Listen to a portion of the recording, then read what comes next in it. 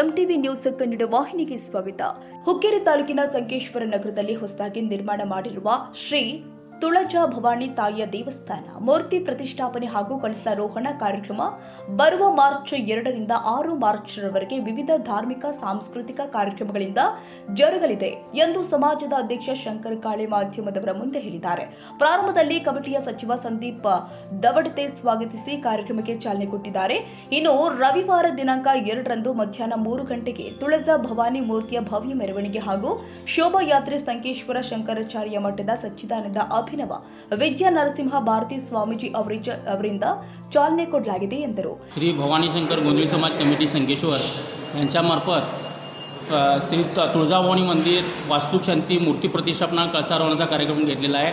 2-3-2025 ते 6-3-2025 पर्यंत कार्यक्रम नियोजन केलेला आहे. 2 तारखेला शंकरलिंग मठातून भव्य अशी मिरवणूक आपल्या मंदिरापर्यंत येण्याची आहे.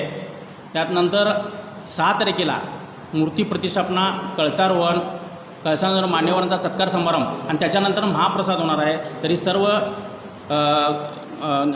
पाहुणे मंडळी व